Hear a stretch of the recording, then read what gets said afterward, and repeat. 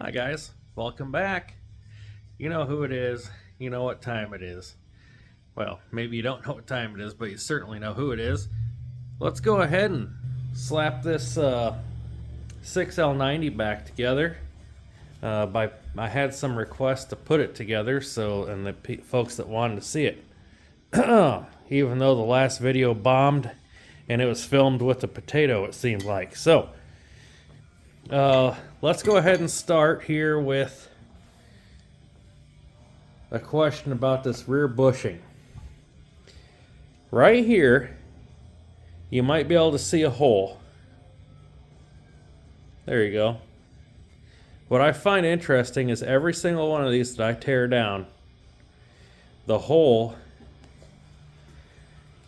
is over here on this opposite side. Now, right here would be where oil would splash around, fall through that hole, and lubricate this surface here. Why would they have that on the other side? I don't know. But anyway, so we got that bushing installed. We got all new bushings put in, everything over here. Next to go on would be your your extension housing, just like that. And then you've got your bolts laying right here. They're the short neck ones. Those long neck ones down there, those are for the pump housing. So let's go ahead and outfit this extension housing here with some bolts, and I will zap those down and we'll go ahead and get started after that. I'm going to flip this thing around, but I wanted to kind of walk through bearing placement a little bit, and if you have questions on how bearings go in. But let me get this extension housing zapped on and we'll go from there. Alright guys, so I told you that I wanted to talk about bearings and how they go. A lot of times, rule of thumb is you go ahead and you take the bearing and you kind of set it against the surfaces that they go against, and you'll notice that one side will spin or the other side will spin, depending on what's stationary and what's not. So in this case, this is the big rear thrust bearing. It's going to go on in this manner, and I'll show you why.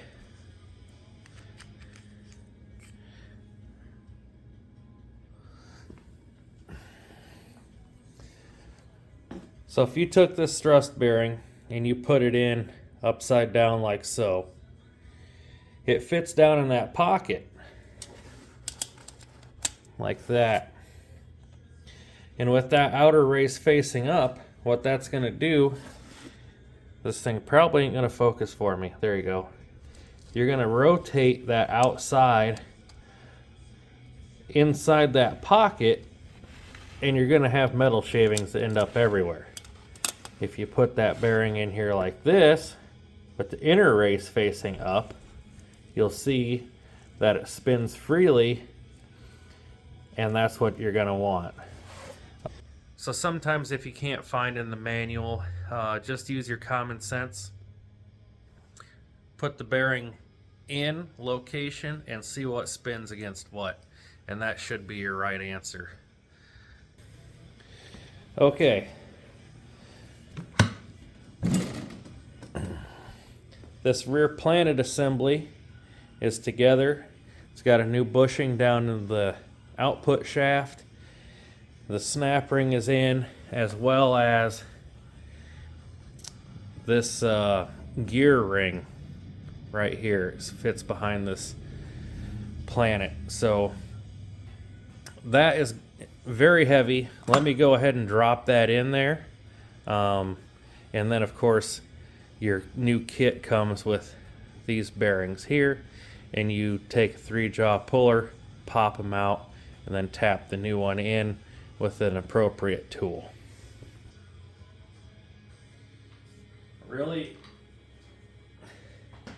Really isn't anything fascinating to see here. Just gonna grab hold of this planted assembly and drop it down in. Let's see what kind of grip strength I have today.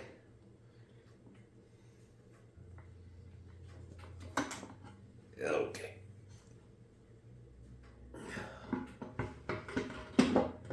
Alright, in she goes.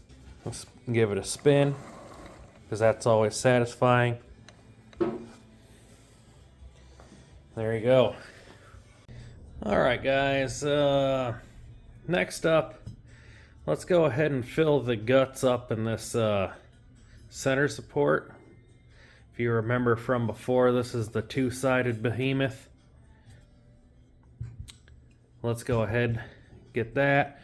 Now you can order a Transgo kit or Transtech kit here with pistons and the pistons and dams. Obviously use care, and it even says it right here. They're rubber molded pistons, okay? So don't nick them and tear them. And if you did, you can always probably reuse your old one as long as it's in good shape. I'm just going to pull the corner of this thing and rip that open. Alright, so you got a big old fatty right here. It's O-ring down here. Pop him off. Just kind of roll it up. There's that. Take the new one. Do just exactly the opposite. Roll that down.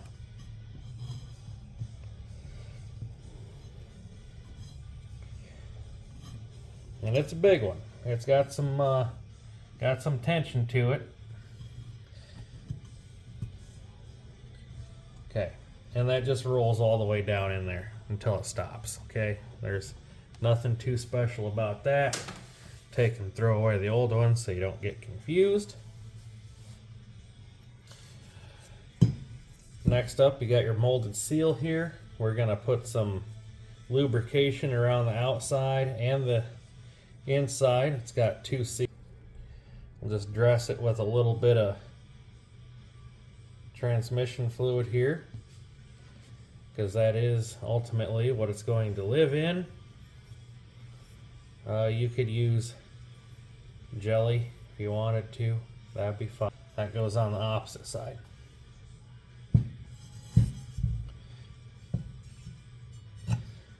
We'll just kind of put that in there so we don't lose it, okay? Just gently massage it down into place, and there. Okay, so let's work on the 2nd and 6th gear side of the center support. You saw us put the piston in already, the rubber apply piston. Next in is going to be the return spring. It drops in there and it fits inside of the teeth of that guy. After that, you have a special snap ring. I don't know if you're able to see that, but this one is kind of triangular in shape. And you go ahead and you put it in and you work it down with the screwdriver, because what you're doing is, since this is your return spring, you're keeping that outer edge in tension. Hold on a second. I think I remember taking this outer apply ring and using it here with a straight edge and pushing it down with my arbor press.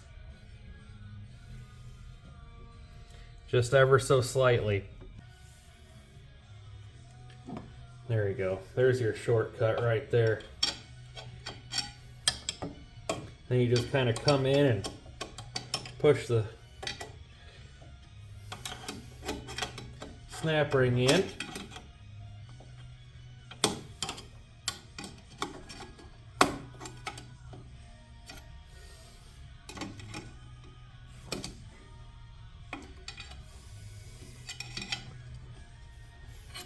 Let me go ahead and get this in here and I'll...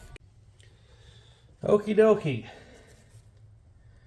Now that the hardest part of the job is done, again, we used our specialized tool there, applied pressure to the top of it, and then got that snap ring seated in the groove around the outside.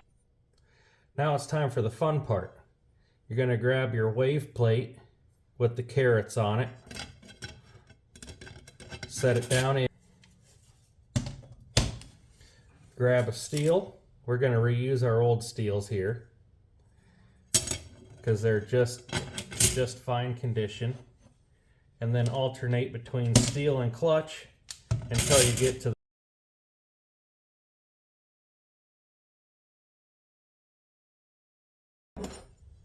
then our top plate goes on, and then our snap ring.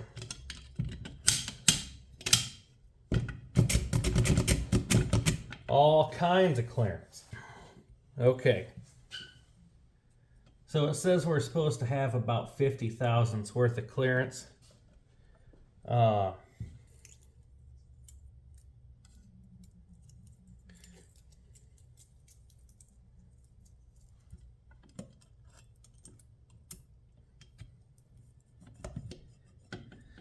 And there's 81 with just a slight drag. So we have like 20 thousandths over the limit, and there are no selectives for this. So again, this is the second and sixth gear, and then we will air test. Okay, here we go. Air test. No leaks. There you go. Second and sixth gear. Good to go. All right, we're feeling accomplished now. We've got one clutch set put together in the center support with the aid of the ply ring for third, fifth, and reverse. And what do you say we revisit that quickly? So there we are. That's second and sixth gear. We've got 81 thousandths. Now the book says 50 thousandths, but then in an updated ASTG you can find online, it says that they've torn down 10 units with near perfect clutches, and the clearance that they found is between 74 and 79 thousandths. So we measured in at 81. So what's a few thousandths between friends? So let's flip this over and do low and reverse. All right, let's get... Okay, so I'm not exactly sure what went on there, guys, but you're gonna have to trust me. You put your molded piston down in here and you lubricate just like before. Lubricate the lips, and then you just put that down in like so. Okay, now we'll put a little bit of lube on our big O-ring down there. We want that thing as slippery as possible. Now, you have two options putting this thing in here. Two return springs. The wrong one, which has a more steep incline on the teeth, if you want to call it that, and it will not fit perfectly, even though it's close, it will not fit perfectly in that molded piston. The one with the lesser of the inclination is the one you want, and you'll find that that has just the right amount of movement. Now, our sprag. This is the updated sprag for 2000, mid 2000 and up. It has the 38 element, I believe. It's a beefy boy. And this lip goes down, and this mother spline mates with the other spline here, and it just drops into place. Also, rotation is to the left, stops to the right. Let's go ahead and get this pressed down on here, and I can get this snap ring put on. Okay, there we are. We've got our sprag on, rotating to the left, locking to the right. We've got our new bushings pushed in, which I did off camera because it's literally pushing in a bushing. And now, the next thing we're going to do is outfit this thing with clutches.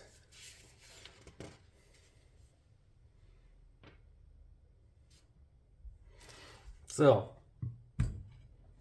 much like before, we're going to start with a wavy plate and then a steel and then alternate in and out. Here's your wavy plate.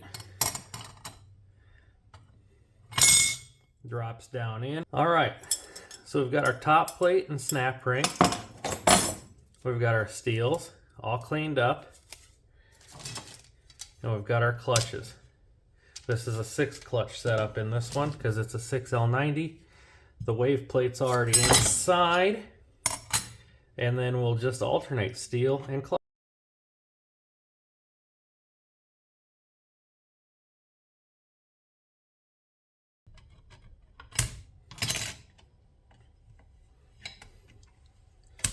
Okay. Next goes our top plate. And then our snap ring.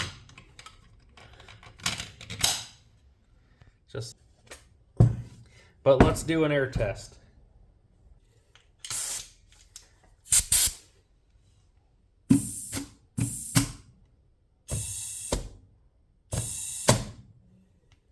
Air test good. How much clearance we got on this one is kind of difficult to measure.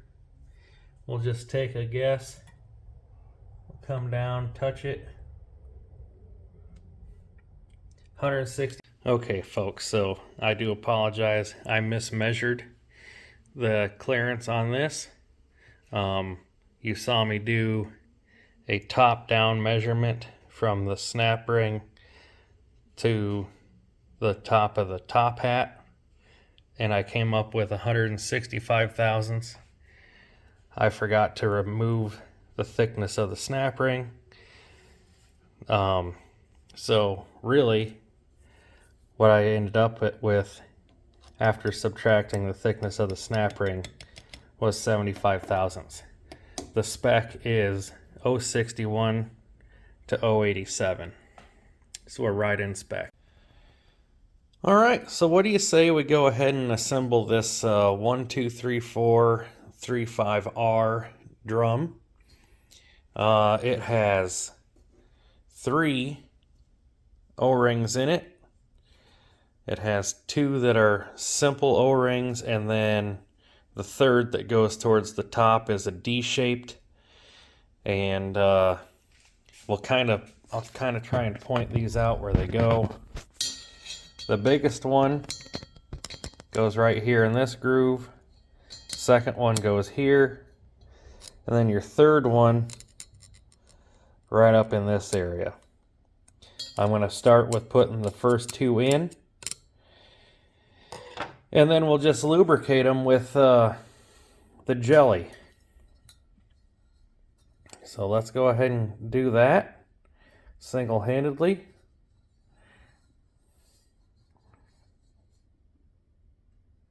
Got one. Pretty easy. Second one might be a little bit more difficult, but doable.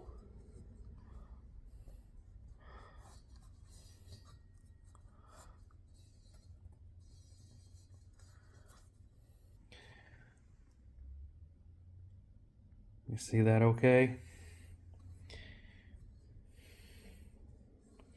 Fits in there nicely.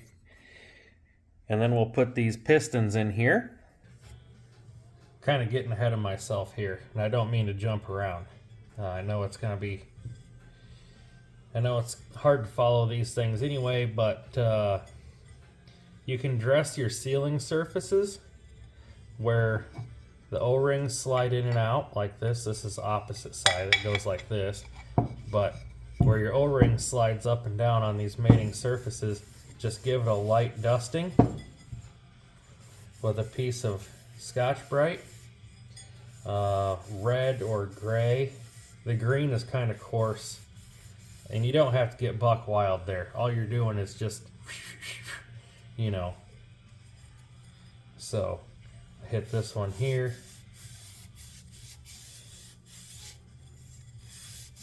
And it just kind of gets that oxidation off. Wipe it down with a paper towel afterward.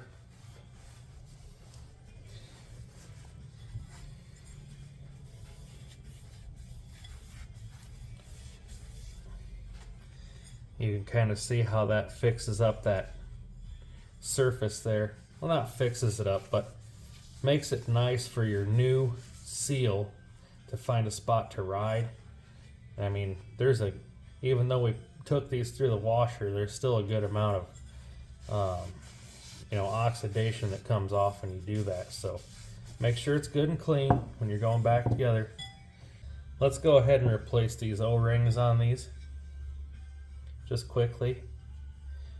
This one takes 3. 1, 2, 3. This one takes 1, large one. Let's do one at a time. These are a D-shaped seal. They call it a D because it's rounded on this side and flat on the back side. It's not a lip seal.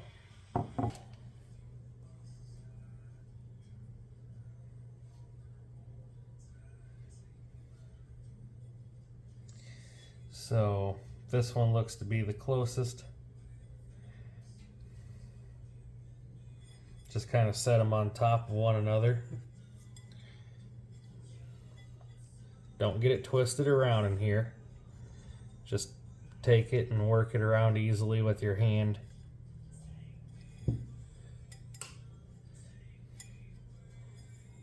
And then double check it. Put a little lubricant on that. And then we'll move on to the next one.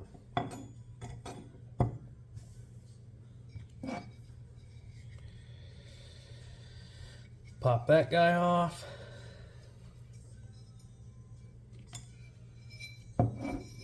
Lay it down. It's probably this one that I had set into the side. And that looks like our huckleberry.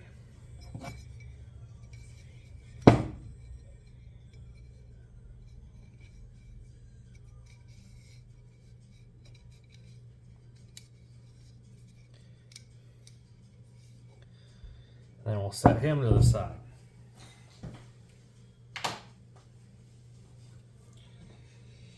Okay, just keep on working your way through.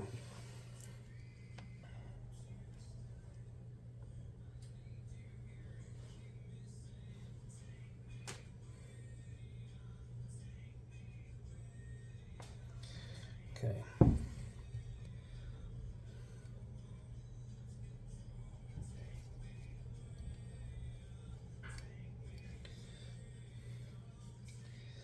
Now, we got this inner one.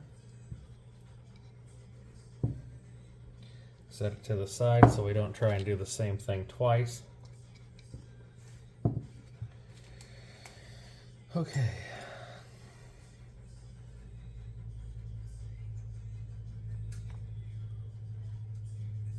Too small. There we go.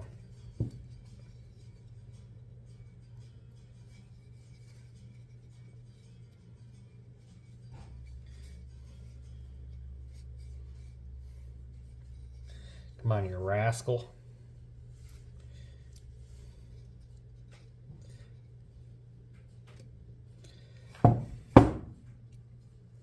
and then use your feel. Make sure you didn't roll that over. Okay, now these two, they fit inside one another like this. And we dressed both of those seals, or both of those surfaces.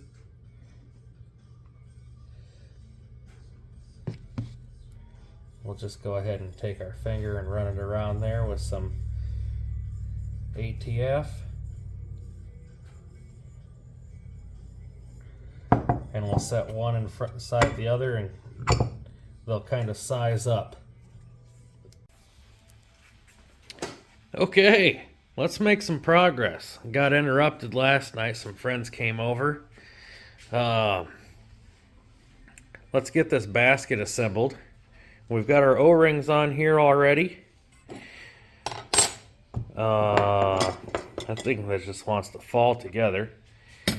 You got your outer piston, return spring, inner piston. Everybody's all lubed up, ready to go in. Let's get that pressed together, and then we'll insert it into the basket or the drum. So let's get this guy together, and it should just press together here.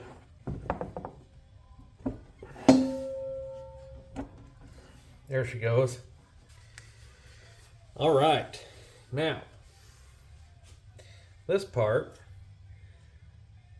just as you would expect, just simply fits into this, into the drum. And then once again, with the proper amount of lubrication,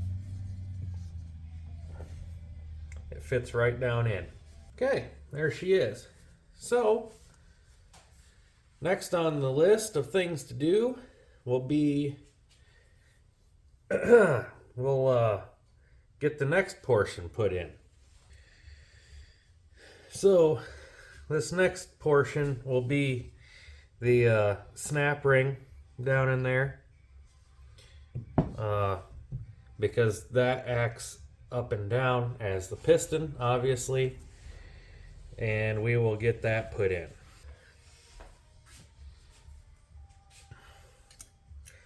Got our bigger snap ring here. There's two of them.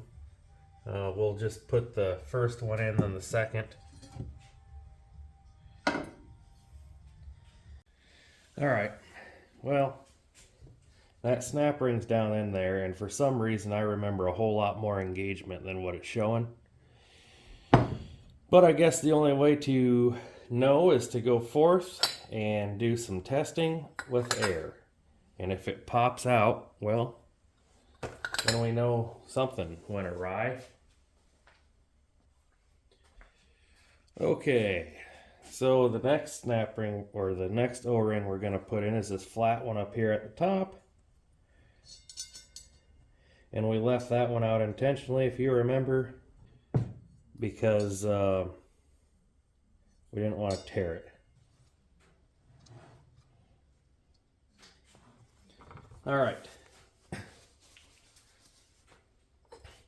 So this is a GM. They claim this one to be a good one according to the part number. This is just a cast piece that's machined, and we're going to upgrade it to the Sonnax piece, which is more reliable. This one's machined out of a billet of aluminum. So the strength is there and the reliability is there. So let's go ahead and put a little jizz on this guy. I don't have any left, do I? Come on, for Pete's sake. Looks like I need to go to the restaurant and get another ketchup bottle.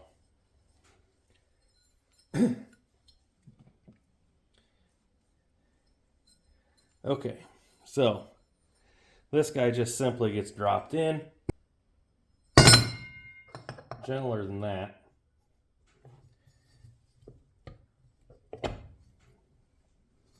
Okay. Your return spring with the legs facing up and then your dam.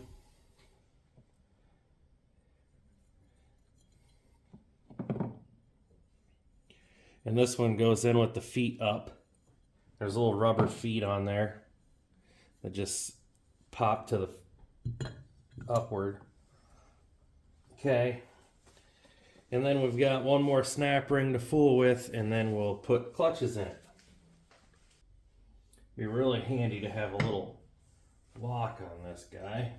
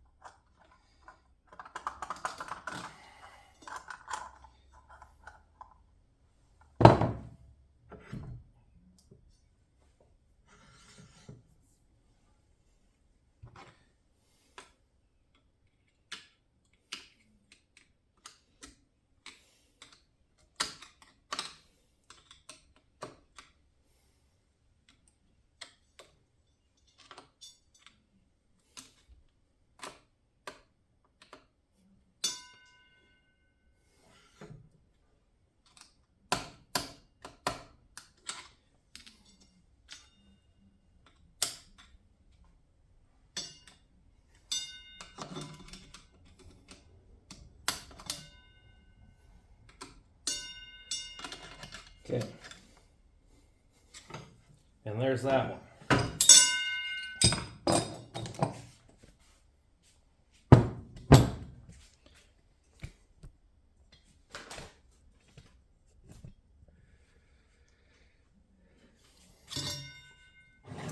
Now we're going to outfit this thing with clutches. And go from there. So, the first set of clutches that's going to go in is going to be first, second, third, and fourth. And the top set of clutches that's going to go in is going to be third, fifth, and reverse. You got your wavy plate here. That one goes in first, then a steel.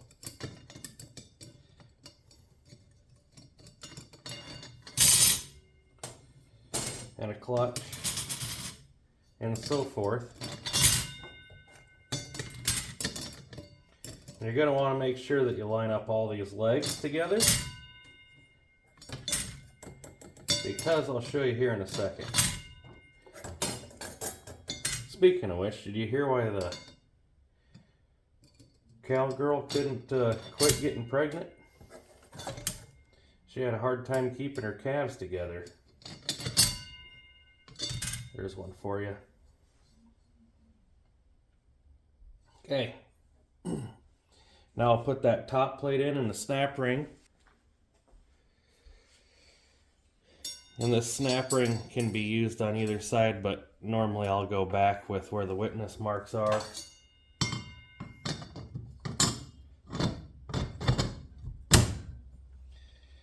And then our snap ring.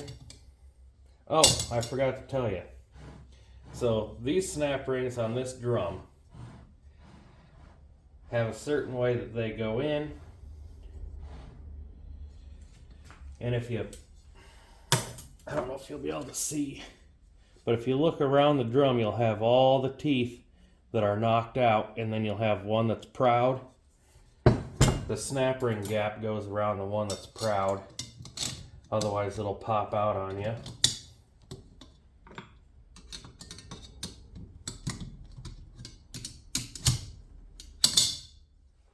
And then you just kind of, there you go. Now you can see the snap ring's inserted all the way around, and the gap is where the tooth is. Then you put in your third, fifth, and reverse platform. Or you should be able to. There you go. Just like that. And then guess what? We'll put more clutches in. Once again, we'll hit it with the wavy first. And where's our tooth over here? It's probably 180, there it is, right there, there's our tooth. Let's split the gap.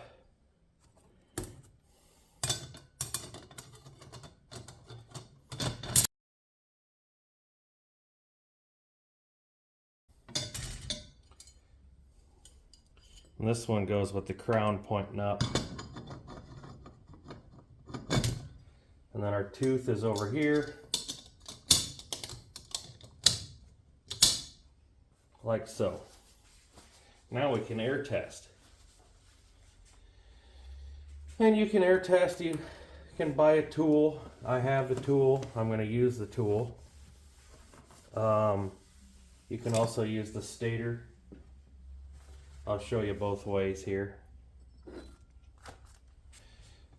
So this is a stator half of the pump.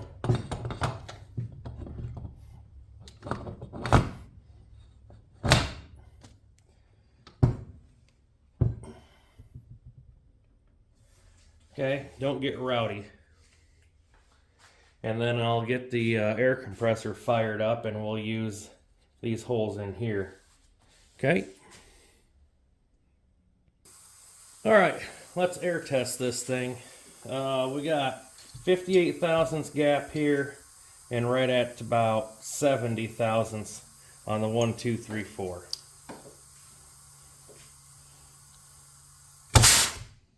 So here's your 1, 2, 3, 4 port right here. You can see it.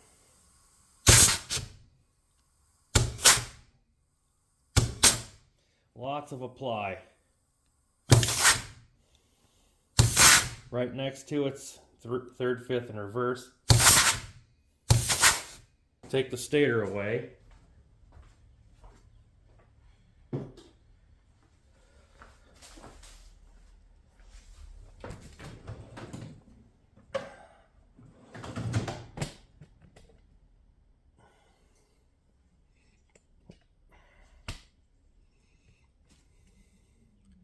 Reach in the glove box. Toolbox. Just had an Offspring song go through my head there.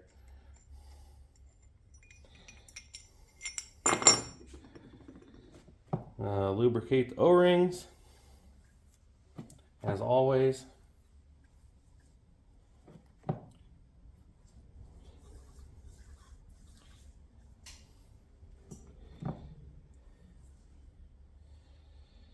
Okay, drop it in.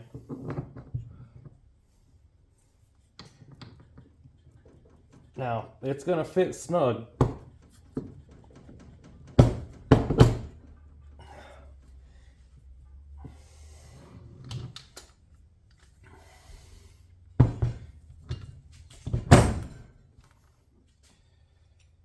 Seat it all the way down.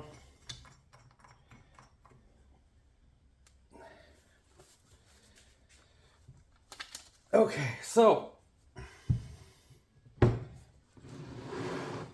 this will test first, second, third, fourth, just like we did with the stator, third, fifth, and reverse, and your compensator feed.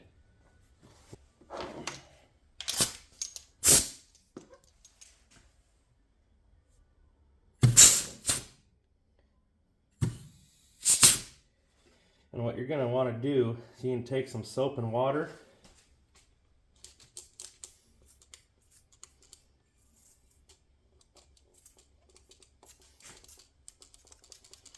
Okay.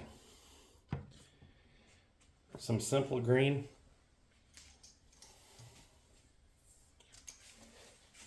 You're going to test for leaks around that outer ring there. There's our bleed hole. Found that right off the bat.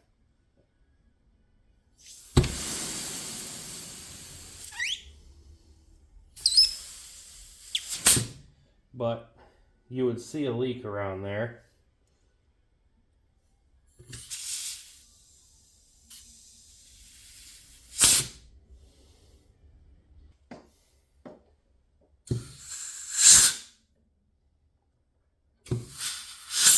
But you can tell that the compensator feed is working.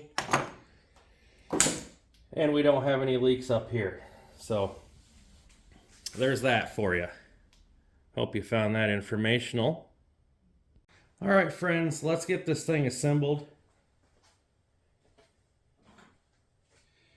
As you might remember before, our lower planetary assembly is already in there with the case to output assembly bearing already in. Then you've got this guy. He's got a lip on him with 3 points. He goes down in right there. Next to go in will be our center support. So this guy is going to drop down in. These will spline in down here, and this output will sit right on that bearing. Another thing you're going to want to do is line up those 4 ports with the front side of the case. Excuse my reach here.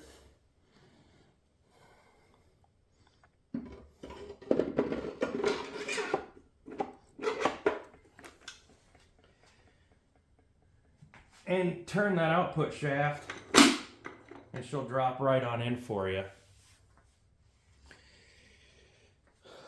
Okay, next, you're going to get that big old snap ring. Remember him?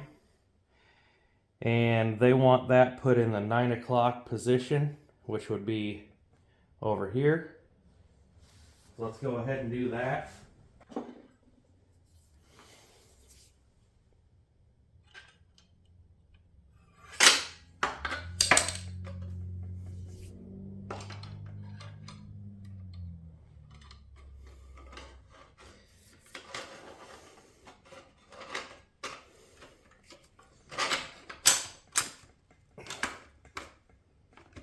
There you go.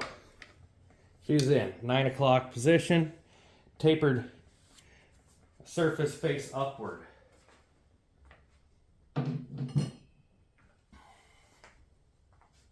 If you wanted to do some air testing, you would just reach in here and do them on the front side. We already air tested. So, bearing with the cape around the outside goes here.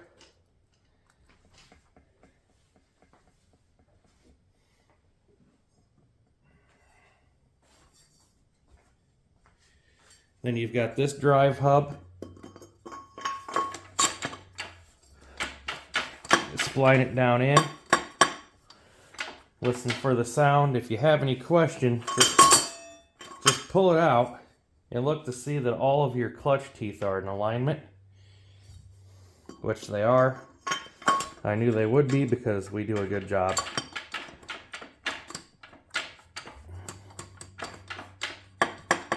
We do a good job on camera together.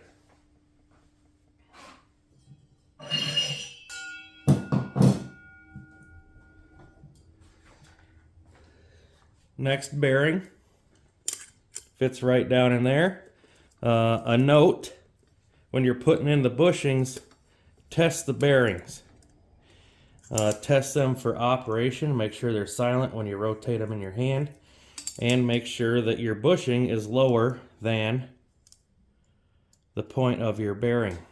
Otherwise, you'll end up with all sorts of stupidity. This one fits down in here.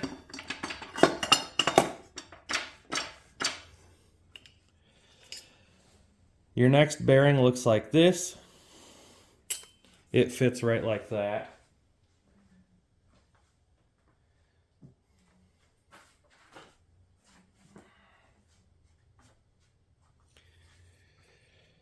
Okay, this is that intermediate shaft I was talking about earlier.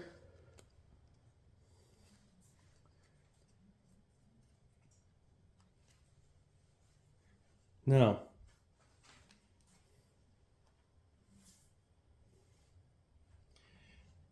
Yes. Yes, it is. This is the intermediate shaft I was talking about earlier. It has the race for the front side of that bearing on it that fits down in here. This is that thing you can buy from Sonnax that's upgraded for about, I don't know. It's expensive.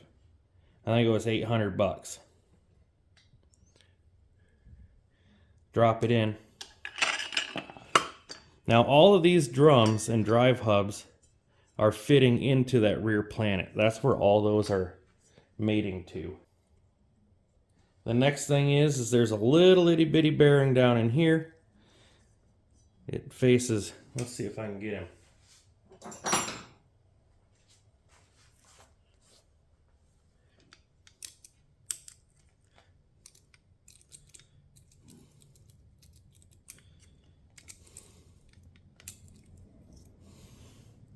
like that. And his little prongs face upward. And if you think about it, guys, these, just use your common sense. The feet wouldn't fit, or the prongs or feet wouldn't fit down because you'd have an interference problem.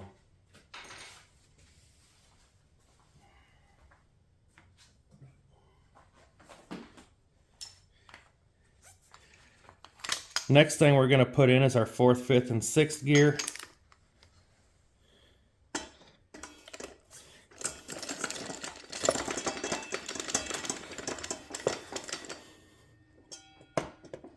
And there's 8 clutches in that one because we did that upgrade.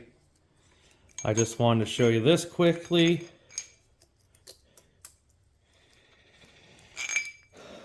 So this is your planet. 6-pinion planet that goes in the front. Glue that that thrust washer on there with a little dab of grease. Okay, let's put the bearing in. Facing up, it indexes on that shaft. Remember, we glued our plastic on the bottom there, our thrust washer. We'll rotate this guy in. Always replace your Teflon seals. The sun gear that the planets rotate around is non-directional and it faces in there like that. Okay. And then our 1, 2, 3, 4, 3rd, 5th reverse drum goes in, and I got a special tool I want to show you.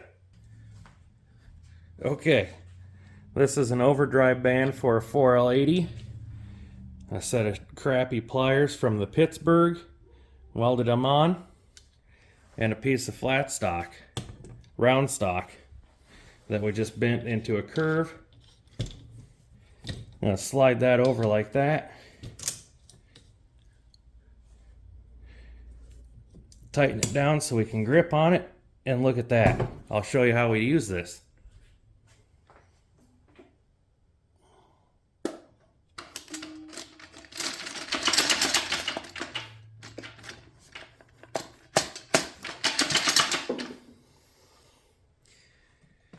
Shake it around.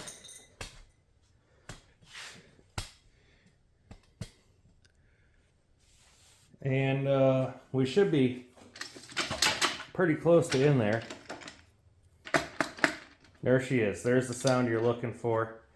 And then we just unhinge that.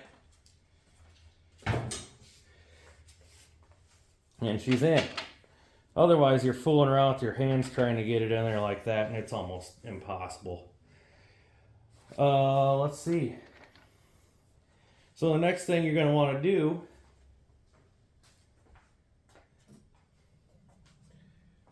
if this pump was assembled, which it's not, you'd drop the pump in, just like so. And then you'd bolt it up and you'd be done. Well, you'd have to put the valve body on there.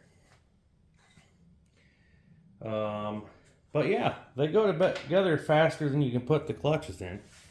So I'm going to work on getting this pump together. I'll show you a couple of things, like you got your clutch lock up on one side, your boost valve on the other, just like most of the other GMs. This one wears out pretty bad. Like this torque converter clutch valve lineup, we'll pull it out, but I'm wondering if that clutch isn't worn. I'll check back in with you here in a bit. Okay guys, we got our pump halves put together here. I neglected to record putting the vane rotor in the pump side, but I don't really know what to say. There's a plastic star that fits inside the pump rotor, and then you put your vanes in. There's 13 of them, and you put a little grease and oil on them so it's not a dry startup. And then you put the two halves together and tighten these bad boys down. There's like 13 or 14 of these. One thing to note is there's two different styles of stators. They do interchange. This is the old style where it has the spinny rings on it. GM has updated this now where the rings don't spin anymore, and there's a rubber O-ring that sits behind these sealing rings and kind of pushes them out and keeps tension on them. This is the early style, built before December 2008.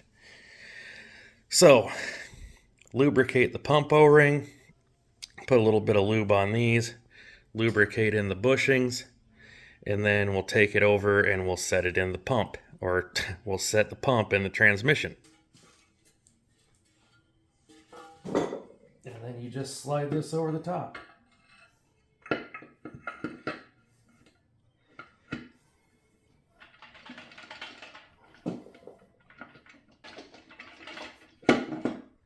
There she goes.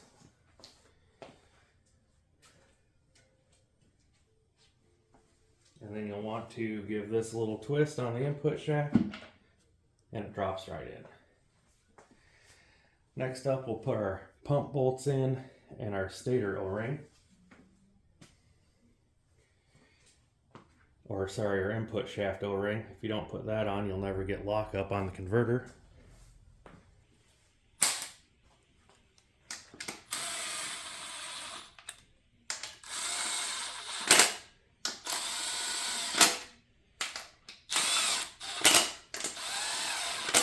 Do star pattern.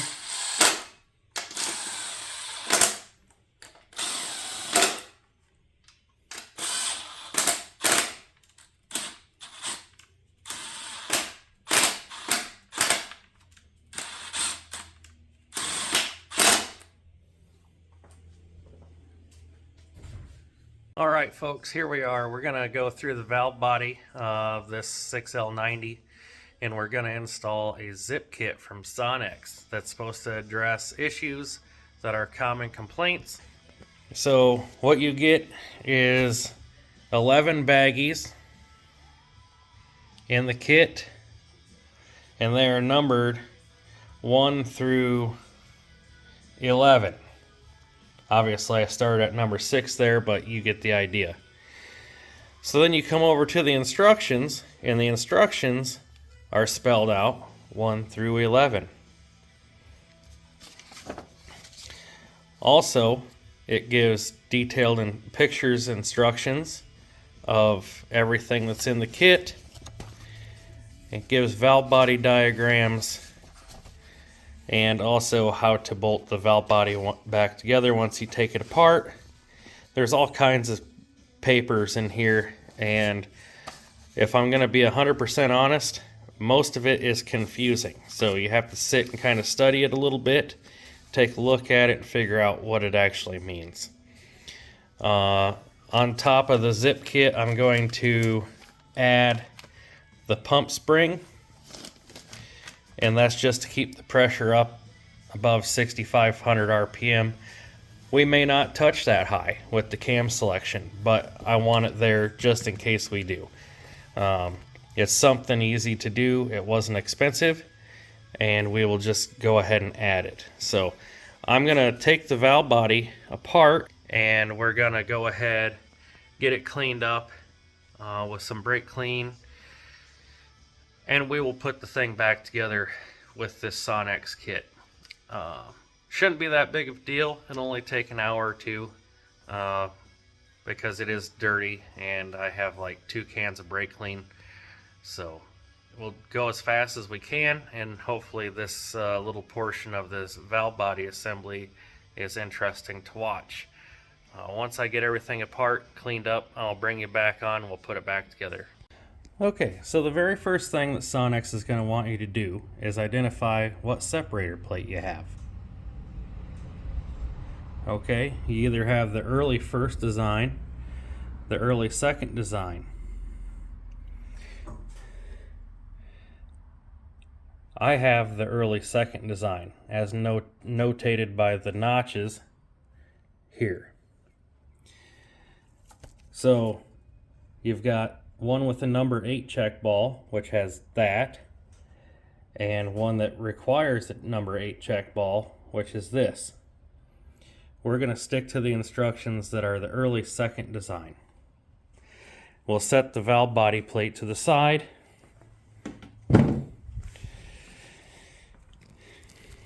And we'll get to work. So, Sonnax has this divided into two different sections, the upper valve body and the lower valve body. The lower valve body houses the manual valve, and we will not focus on that one right now. We will only do the top, and then we'll move to the lower. So pieces 1, 2, 3 are all in the pump, and we'll disregard those for now. Our high RPM pump slide spring is in the pump also. So 1, 2, and 3 we're going to set to the side. Number 4, it calls out to put in 1, 2, 3, and 4 over here. So let's mark those out. 1, 2, 3, 4.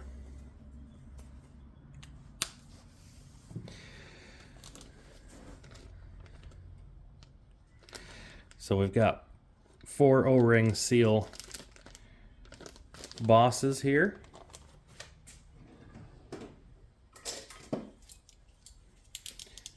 Actually, I guess they'd be called a valve body plug. That razor blade's about as dull as my humor.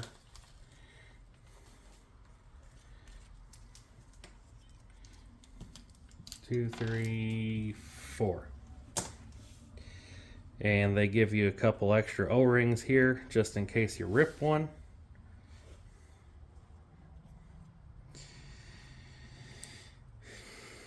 And these are kind of a pain, so I am going to go ahead and fast forward on through here because I will struggle with these. Okay, so we have all 4 of our valve body bore plugs with the O-rings on them. We'll give them a slight amount of lubricant, and we'll pull out those retainers, and we will insert the valve body bore plugs. And these don't take a whole lot. Just get yourself a little magnet or something. Push in on the valve train lineup. Release the existing valve bore plug, and it's made out of aluminum. And you can always use the valve to assist you. Just make sure you don't booger up the valve.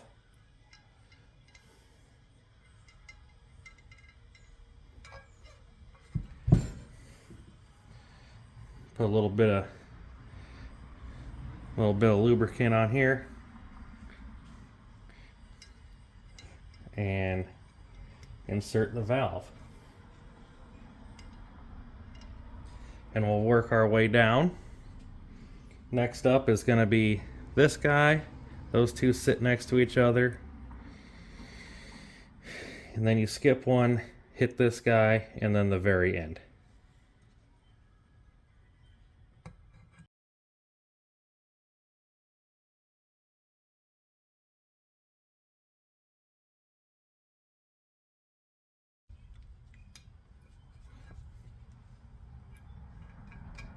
Okay, now we're on to step 5.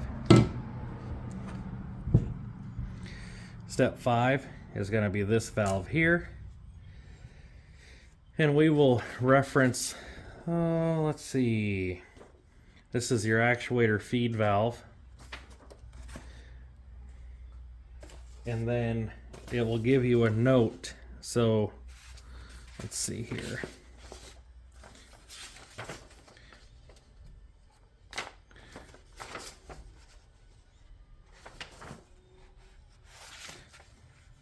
This is the one you're going to do number 209 actuator feed limit valve.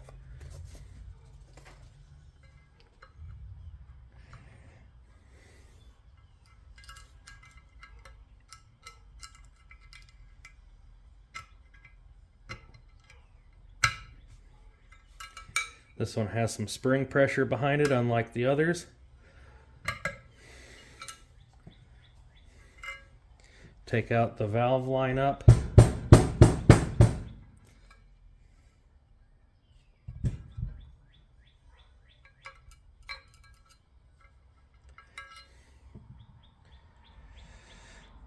And I think I might have gone over this before, but that's your ground for this hard coat anodizing.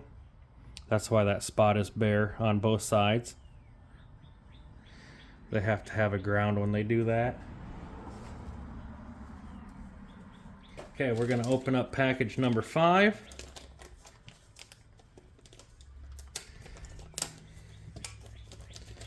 And it comes with a spring.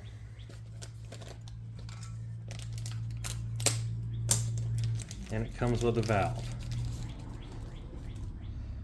Look at that. It's pretty fancy, isn't it? So check your paperwork for the orientation on how they want it to go in.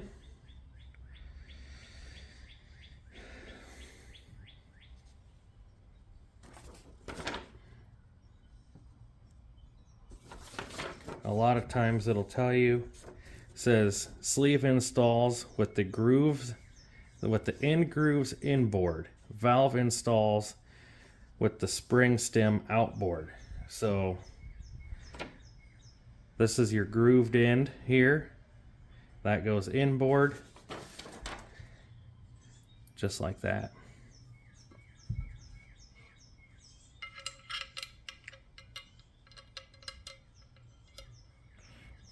Okay.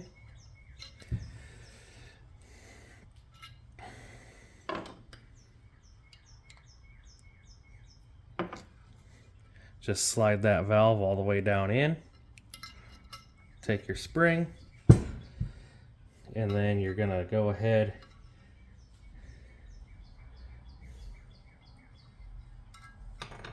and find something, the old valve perhaps. We'll take and put the new spring in. We'll push the retainer in there like that. Okay. Want to make sure that you don't catch your spring on the retainer. Okay, so that's done. And that's all we're going to do to the upper valve body. Lower valve body is going to get a little bit more work. Okay, here's our lower valve body. That's the side that holds the manual valve. And we're going to go ahead and replace this one, this one, this one, and this one. Almost everything in this one. Okay? So the springs, they have a hard stop next to them. And what does the hard stop mean? Well, let's take a look at our paperwork. Okay, so those are step 6. We reference step 6 here. It says Sonnax clutch select springs can be used with OE separator plates except for separator plate early first design, which doesn't apply to us. So if the early first design is equipped, it must be upgraded with the OE plate early second design to prevent code 0751 shift concerns with burnt and slipping 123 and 35R clutches. See figures 3 and 4. So we can go ahead and use those springs. So we'll move on to step 6.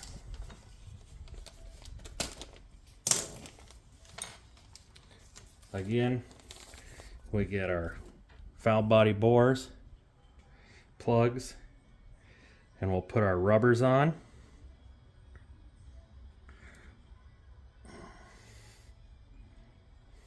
There's a 1. Oop. Here's number 2. Slip him on. Shit.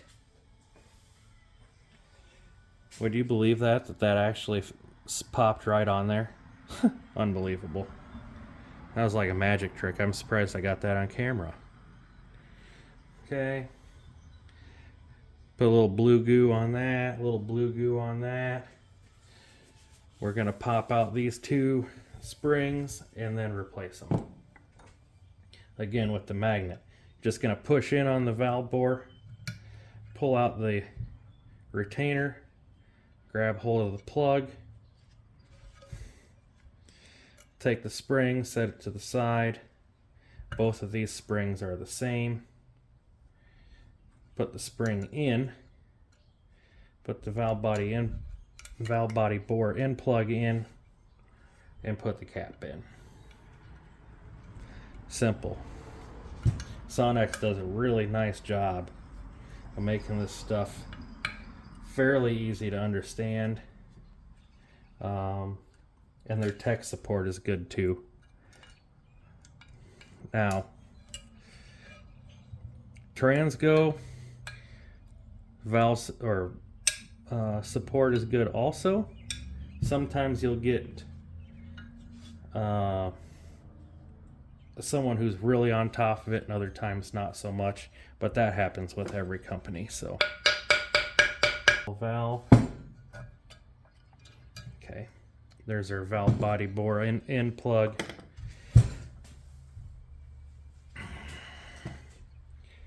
Again, take the spring, set it to the side, put the new spring in, put the new bore in plug in.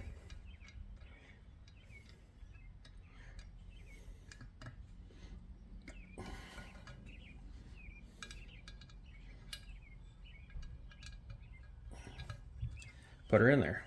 There you go. Step 6 complete. Step 7.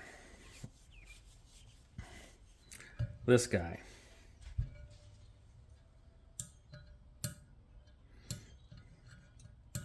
Come on. There you go.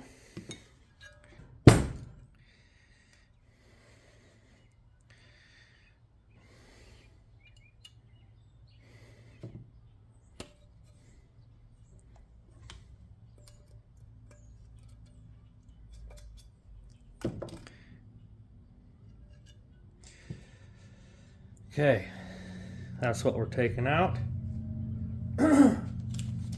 6 is complete. Moving to 7. Take the spring right here. Take the plug, the new setup.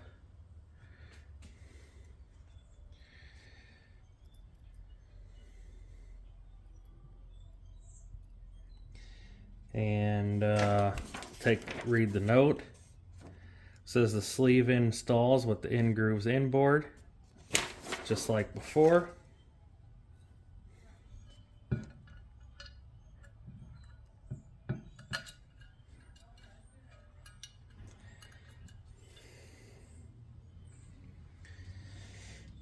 Okay, and then we will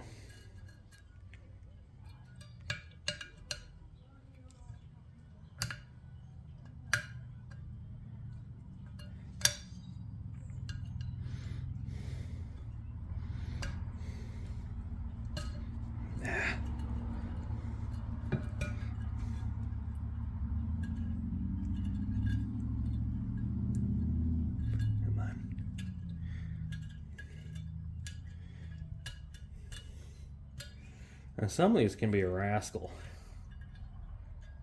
There we go.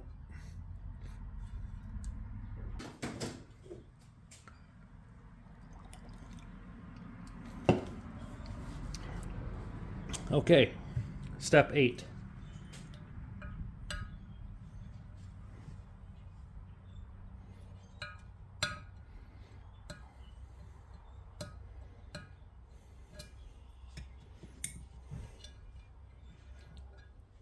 Take the clip, the bore plug out.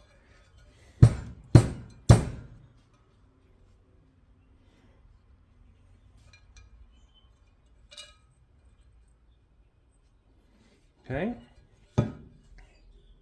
Everybody's out of there. And then we'll open up package number 8. And this one also has a hard stop to it too, which you're going to want to pay attention to. And it's about valve orientation. They want you to pay attention. So,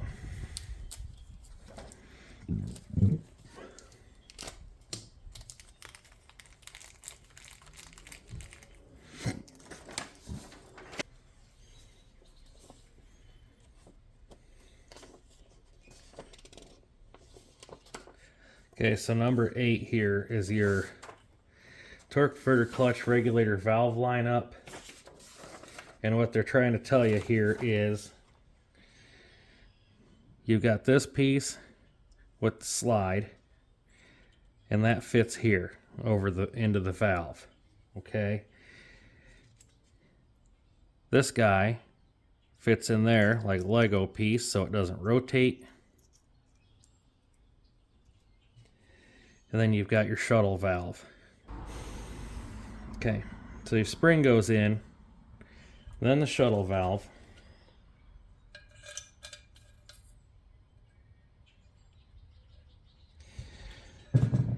This end of the valve, and this end of the valve, and that end of the valve, they all fit together. That's what they're trying to tell you.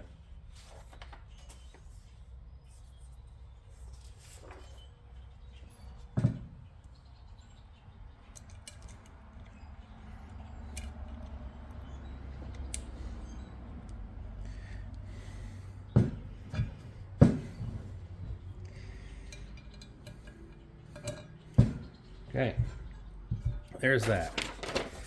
And just to verify, it says spring, torque converter clutch valve, shuttle valve, and end plug.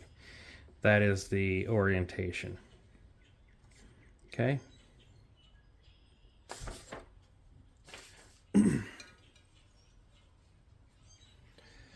So now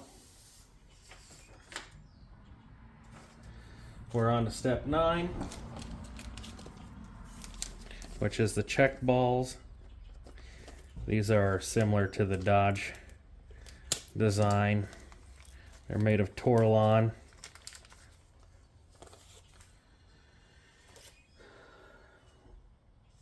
And then you have to reference page 1 for your check balls that you had.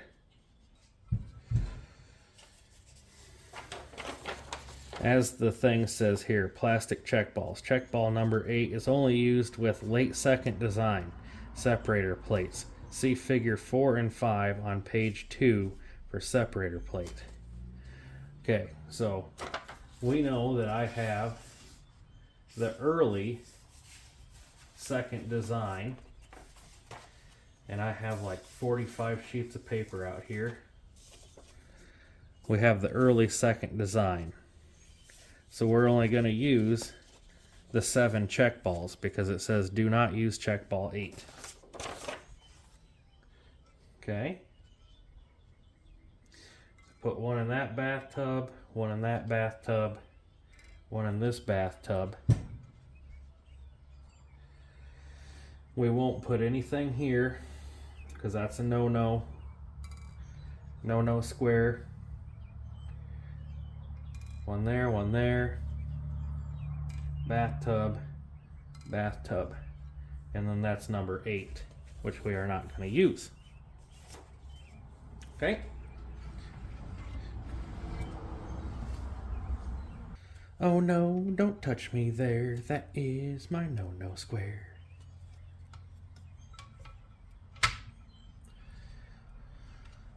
There's your separator plate.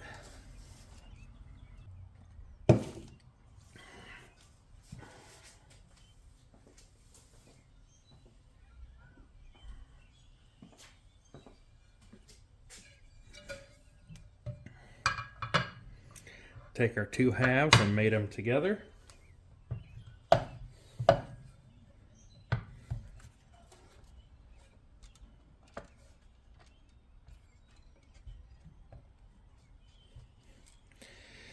And then I'm not going to go through it on this video, but Sonnax supplies you with 135,000 sheets of paper, but one of them will show you different colors. Here it is, of bolts. Those indicate lengths, and then they will tell you the torque in here. So I'm going to go ahead and bolt this thing back together, and I'll get back with you later. All right, let's go ahead and take care of this last step here. This is the pump, and if I can find my magnet, there's one. You just push in on the bore plug here and grab the shit.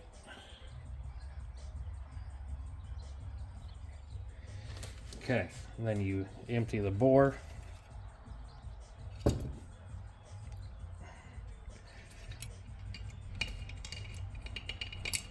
Okay. How are we looking? That valve looks pretty good. I don't see any issues with it at all. This must have been really low mile. Oh well. In goes our Sonnax valve.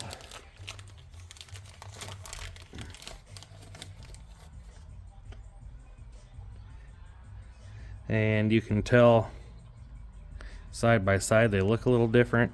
This one's got a little bit more up front here to keep that bore, keep the valve in the bore.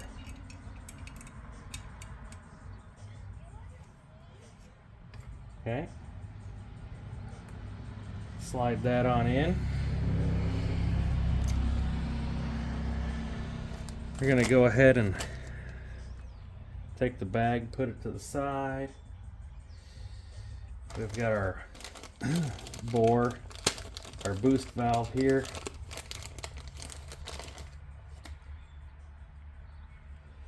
And that'll go in. There's a little valve here and the spring and the bumper spring.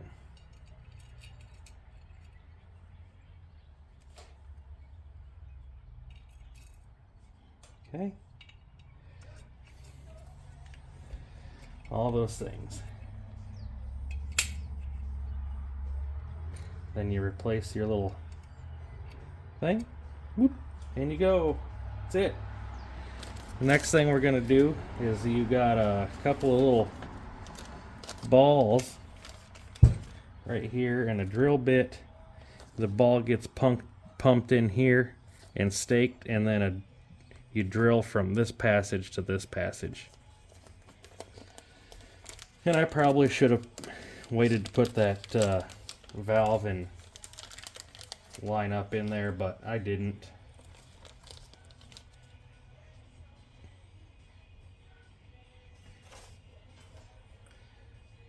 Drop that in.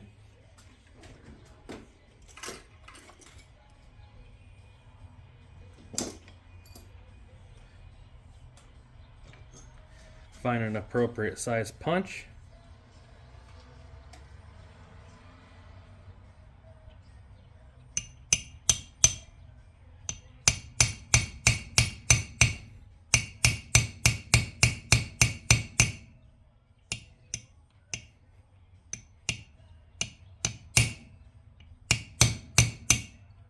There she went. Tap that down in. We'll go ahead and stake that here in a second. Alright, so where did we leave off before I rudely interrupted myself? Oh, valve body.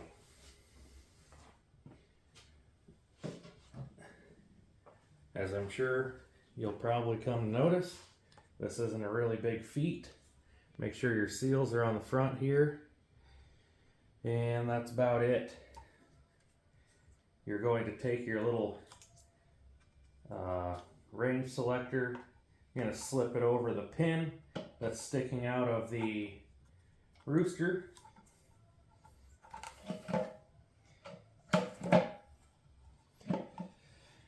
And then there's an alignment dowel in here that it will find.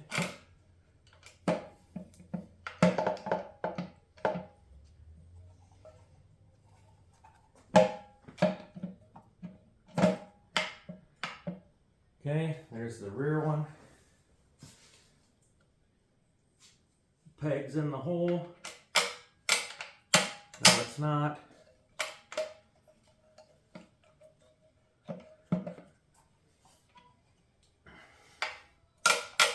There we go.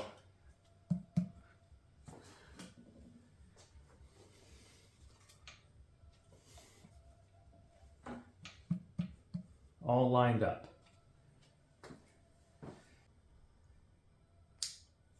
.71 inch-pounds.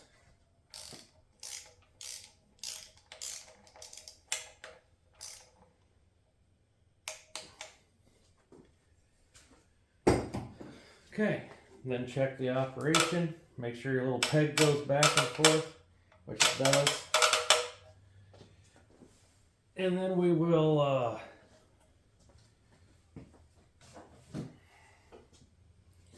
there's 3 O-rings on this bad boy here. I certainly don't want it to leak.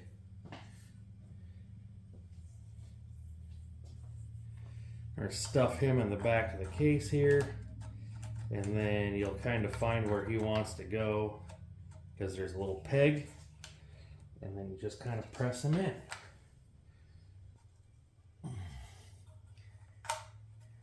And there he is. Next, we'll put our filter on. New filter. Tap him down into place. And then we'll put the pan on and the gasket. These come with a new gasket. Some do, some don't. Have never understood the theory behind it, but there you go.